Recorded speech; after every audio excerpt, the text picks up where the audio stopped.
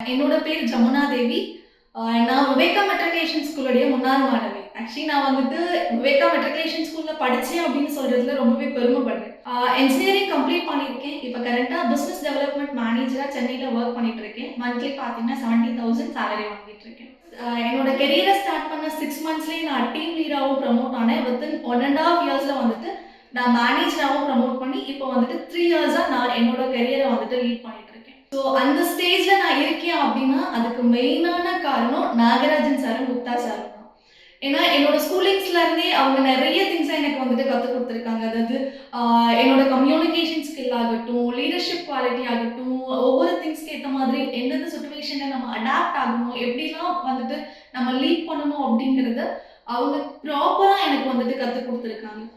So that நான் இந்த ஒரு செட்டிலான லைஃப்ல இருக்கேன் அப்படின்னா மெயினான ரீசன் விவேகா மெட்ரிகுலேஷன் ஸ்கூலோடைய மேனேஜ்மெண்ட்டும் அங்கே எனக்கு ஹெல்ப் பண்ண டீச்சர்ஸ் தென் என்னோட ஃப்ரெண்ட்ஸ் எல்லாருமே தான். தென் எல்லாருக்குமே நமக்கு தெரியும் பிடிசி நாகராஜன் சார் அப்படிங்கிறது.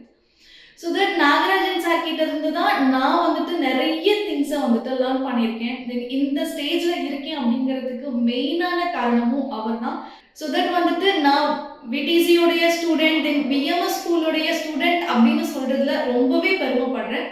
ஸோ தட் ஆக்சுவலி நான் இப்போ எப்படி என்னோட கெரியரில் ஒரு நல்ல பொசிஷனில் இருக்கணும், அந்த மாதிரி அங்கே படிக்கக்கூடிய ஸ்டூடெண்ட்ஸுமே ஒரு நாள் உங்களோட ட்ரீமை நீங்கள் ரீச் பண்ணுவீங்க. அதுக்கான congratulations and best of luck.